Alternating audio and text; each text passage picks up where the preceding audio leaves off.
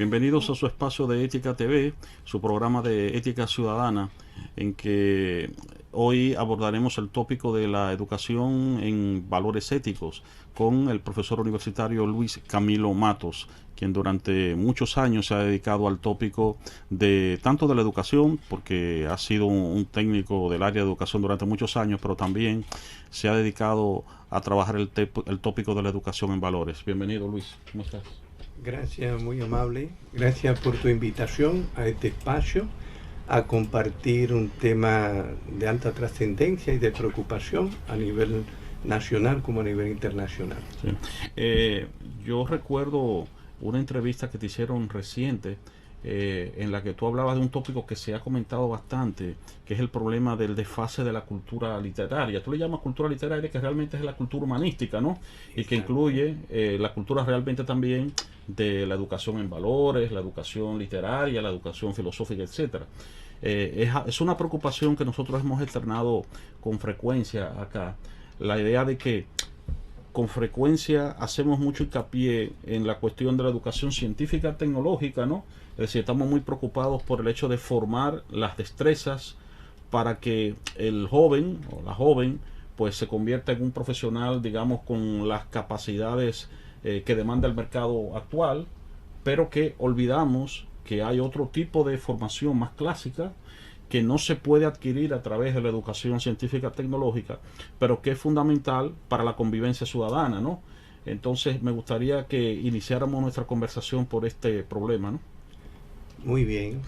Bueno, yo creo que aquí lo que tenemos que enfocar el papel de la ética, qué papel está jugando dentro de la educación.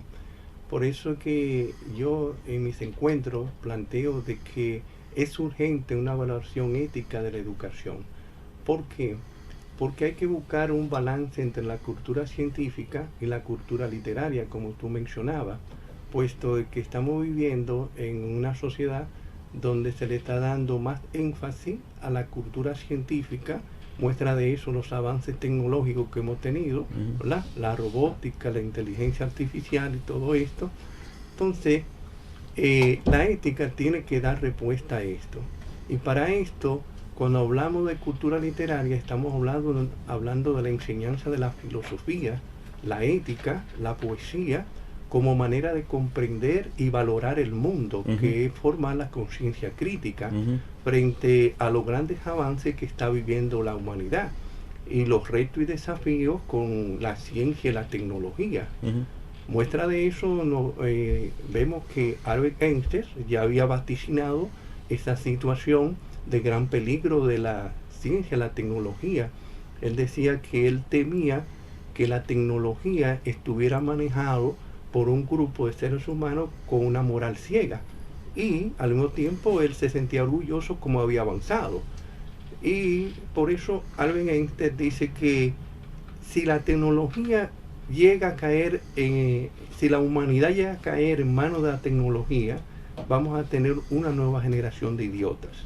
Una afirmación bastante categórica, pero que es para poner énfasis y hacer una gran reflexión sobre los grandes retos de la ética ante esos cambios que está viviendo la tecnología. Sí, ese planteamiento de una generación de idiotas alude a la cuestión de cómo podemos tener, es una gran paradoja, ¿no? Profesionales muy competentes desde el punto de vista del oficio científico-tecnológico, pero que al mismo tiempo esté alienada o enajenada, ¿no?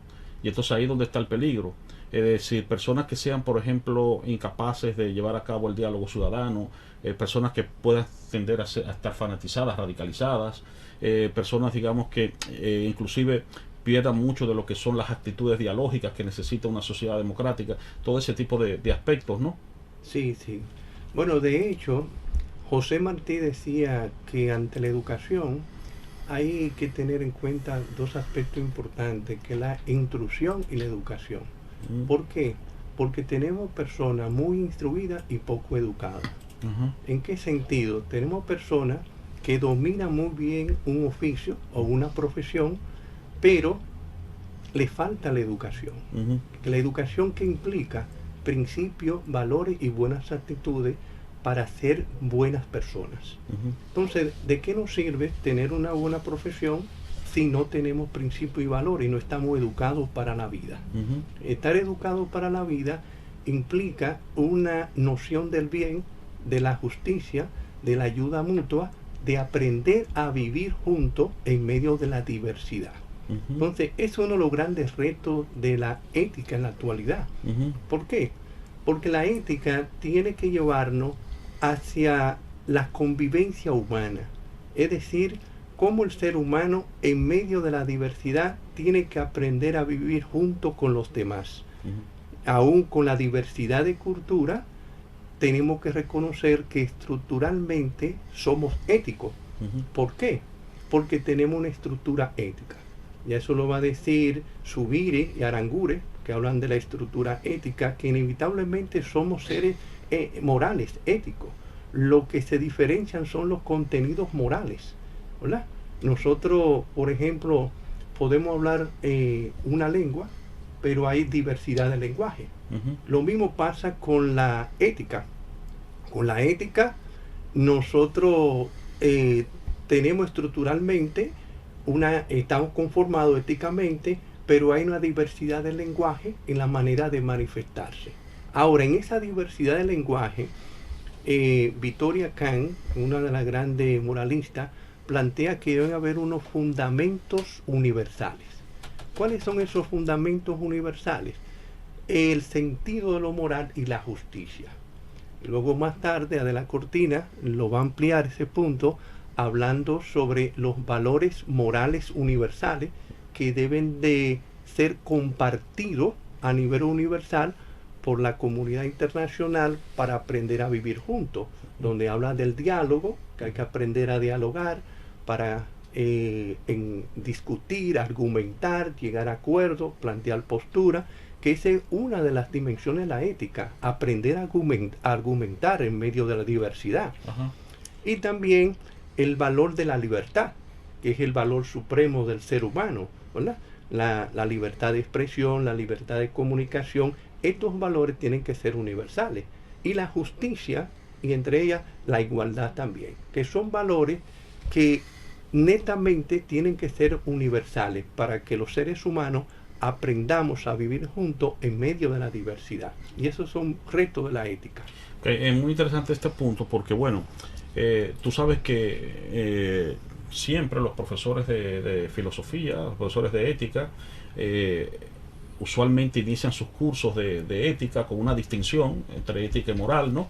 Y dice, bueno, cada comunidad tiene un conjunto de valores, de nociones, de prácticas que constituyen, digamos, la moralidad de esa comunidad, ¿no? Y esa es relativa, ¿no? Es decir, la moralidad de una determinada sociedad no es la moralidad de otra, ¿no? Y en ese sentido, esos valores morales sí son relativos. Pero, más allá de esas moralidades, digamos que hay una aspiración de la ética a la universalidad, a trascender esos aspectos relativos, digamos, porque si no, entonces, bueno, cualquier práctica estaría justificada meramente por el hecho de que pertenece a una determinada tradición, ¿no?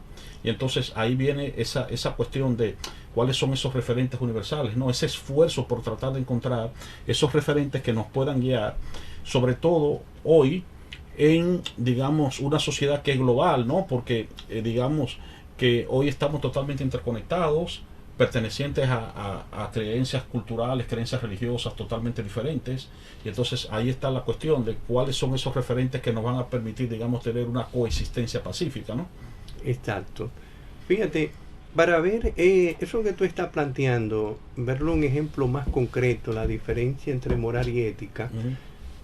Moralmente nosotros entendemos que robar es malo, porque dentro de la cultura, los buenos hábitos, la costumbre, sabemos por tradición que robar es malo.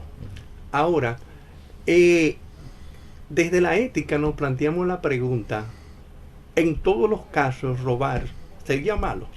Y ahí es donde entra entonces la ética como reflexión filosófica. Correcto. Para hacer un análisis de la moral.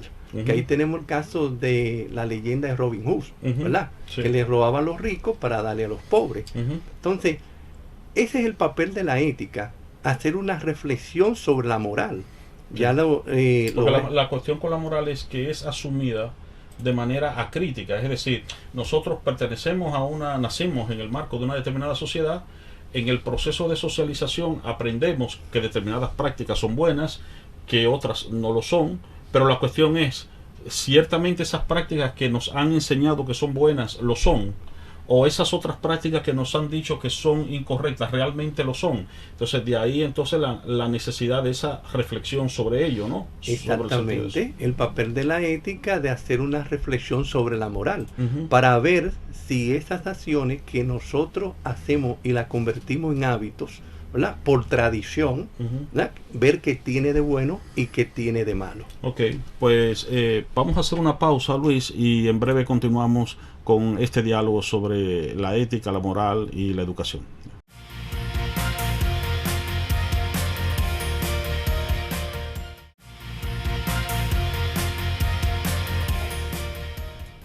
Continuamos en su espacio de Ética TV, su programa de ética ciudadana, dialogando sobre la educación en valores, la ética, con el profesor universitario Luis Camilo Matos. Luis, en el segmento anterior estábamos conversando sobre la distinción entre ética y moral, la necesidad de buscar unos referentes, digamos, universales, y la ética es un esfuerzo por tratar de encontrar, digamos, esos referentes para ir más allá de lo que son, digamos, los relativismos propios, ¿no?, de cada comunidad, ¿no?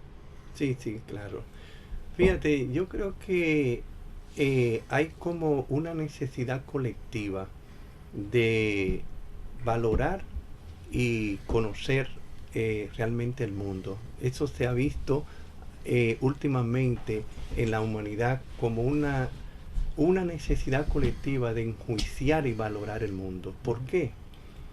Por lo mismo que estábamos hablando, los grandes cambios que está viviendo la humanidad y los retos que nos plantean de la ética ante el mundo. Tenemos los retos de cómo va a responder la ética a la inteligencia artificial, por ejemplo, cuáles son los planteamientos, ¿verdad? Cómo responde la ética ante la vida política, la corrupción, cómo responde en el ámbito social, cultural. O sea, la ética tiene muchos retos por delante.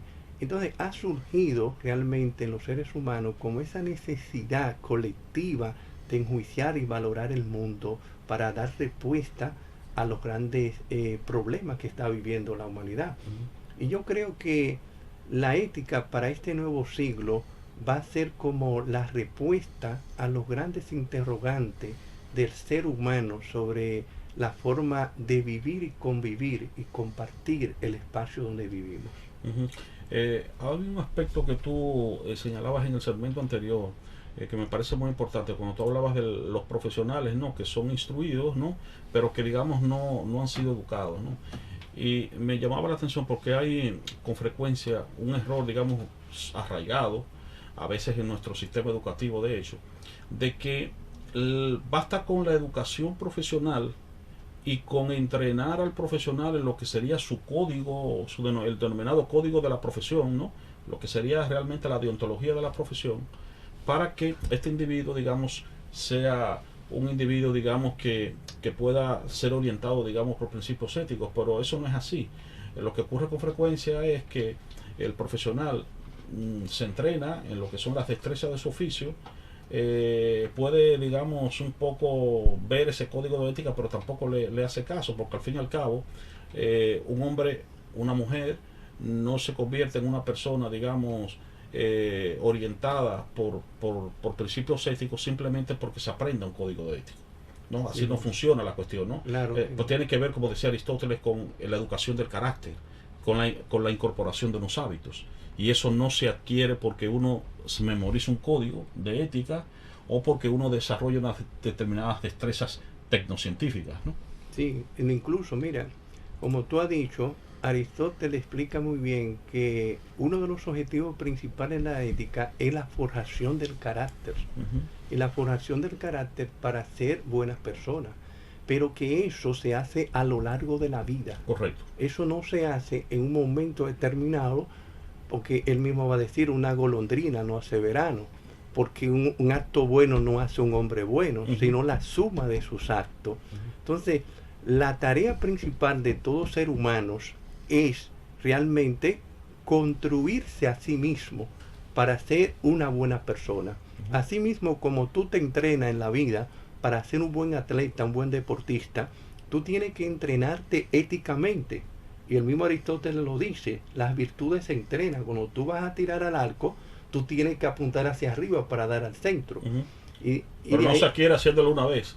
Exactamente, no con el primer intento, Exacto. sino la suma de tus actos que te va a hacer un hombre virtuoso.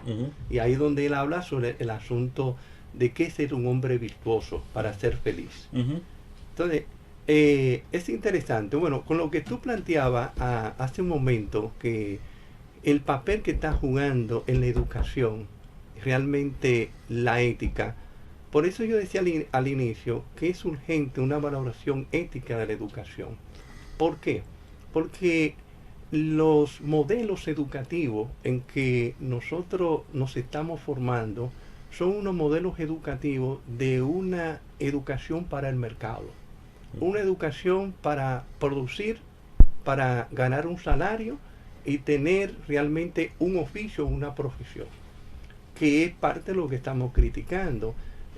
No se está formando la conciencia crítica, autocrítica, de poder enjuiciar la misma educación y poder valorarla, ¿verdad?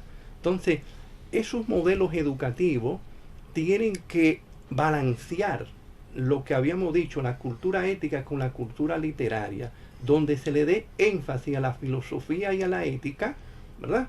Para presentar modelos educativos que respondan, ¿verdad?, a las necesidades del ser humano, pero no solamente a las necesidades de producción, sino a la necesidad de pensar.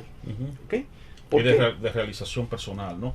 Es decir, digamos que la realización productiva, o más bien la realización profesional, el hecho de que una persona pueda adquirir las capacidades que le permitan desarrollar un oficio y vivir de él, es parte de la dimensión humana, pero la dimensión humana no se reduce solamente a eso. Es la cuestión, ¿no? Es decir, en modo alguno se está cuestionando el hecho de que exista esa educación. Es obvio que es necesario que el individuo se le eduque para adquirir unas determinadas capacidades, pero no solo ese tipo de educación. Es la cuestión, ¿no? Sí, eso es lo que plantea Kant con el asunto de la teoría de los fines, ¿verdad? Que la educación en sí misma, en el ser humano, tiene que ser para humanizar al ser humano. Por eso, con la crítica que hacíamos a la tecnología y a la ciencia, nosotros estamos orgullosos de cómo ha avanzado, pero la ciencia y la tecnología no pueden ser un fin en sí mismo. Lo que tiene que ser un fin en sí mismo es el ser humano. La máxima que plantea Kant, ¿verdad? Actúa de tal manera que tu accionar se convierta en una práctica universal y que tú tomes la humanidad siempre como fin y no como puro medio. ¿Qué está pasando con la educación? Que se ha dado una inversión de valores. A veces se toman la tecnología, se toman la producción, se toma el dinero o el poder como el fin, ¿verdad?, para hacer una carrera o hacer una profesión. No es humanizar a las personas, no es hacerla más humana y hacerla más competitiva, no solamente en el oficio, sino también en lo humano. Entonces, por eso decía, hay que buscar un balance entre la cultura literaria y la cultura científica para tener una formación integral de ese sujeto que queremos. Tú, durante muchísimos años, ¿no?, te dedicaste a trabajar el problema de la educación en valores, ¿no?, desde el Ministerio de Educación, ¿no? Digamos, ¿cuáles tú crees, desde esa óptica, ¿no?, cuáles son, digamos, los grandes retos que tiene el ministerio, que debe cumplir, digamos, el Ministerio de Educación a través del sistema de educación, ¿no?, para cumplir con este objetivo, ¿no?, del cual estamos hablando? Bueno, fíjate, yo creo que en el currículo, en el diseño curricular, que ha tenido muchas reformas en diferentes planes, están muy bien asentadas cuáles son los grandes retos y desafíos de esa educación para el nuevo ciclo. Lo que se necesita es un sentido práctico. ¿Cuál es el sentido práctico?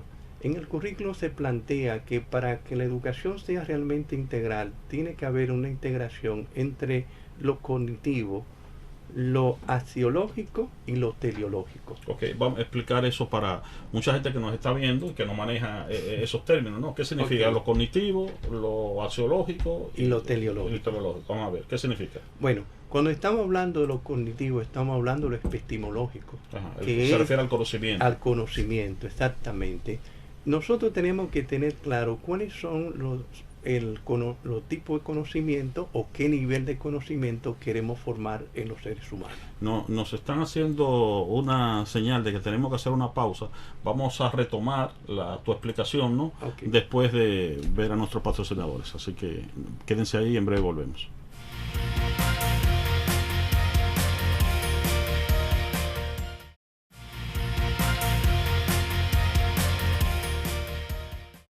Continuamos en su espacio de Ética TV con el profesor Luis Camilo Matos, conversando sobre el tópico de la ética y la educación. Luis, en el segmento anterior tú decías que en el currículum del sistema educativo dominicano está establecido, ¿no?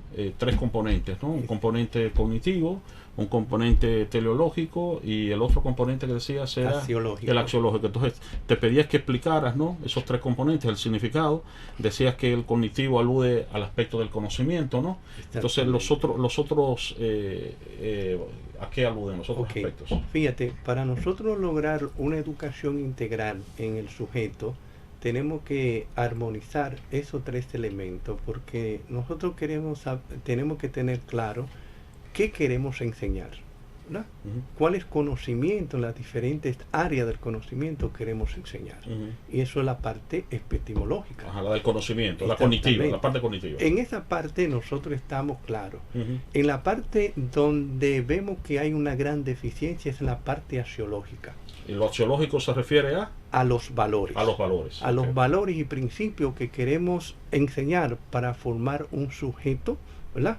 Que sea justo, que sea bueno, que tenga el sentido del deber, con una ética que realmente sea digna de valoración y respeto. Entonces, aquí es donde los modelos educativos, yo digo que tienen que hacer énfasis. ¿Por qué?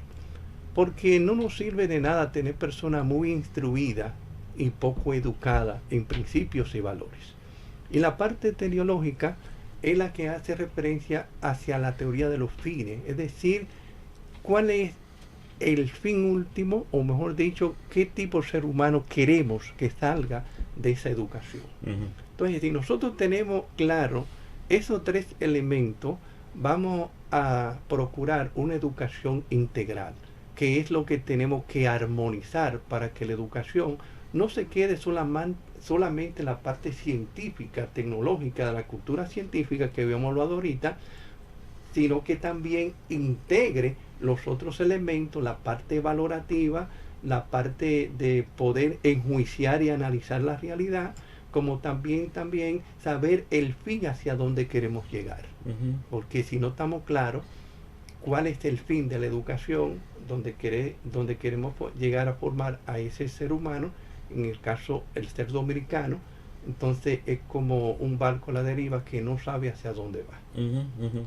Entonces tú decías que, digamos, el principal reto es el cómo articular eso en la práctica. Exactamente, cómo articular eso en la práctica educativa, lo epistemológico, lo axiológico y lo teleológico, para no solamente tener estudiantes superdotados, pero también tener sus estudiantes con valoración humana, ¿verdad? Que ahí entra todo lo que hemos hablado, el sentido de la competencia, el sentido de la solidaridad que hemos hablado, que a veces la gente piensa que formar sujeto competitivo es una competencia discriminatoria sin importar al sujeto, al compañero al lado.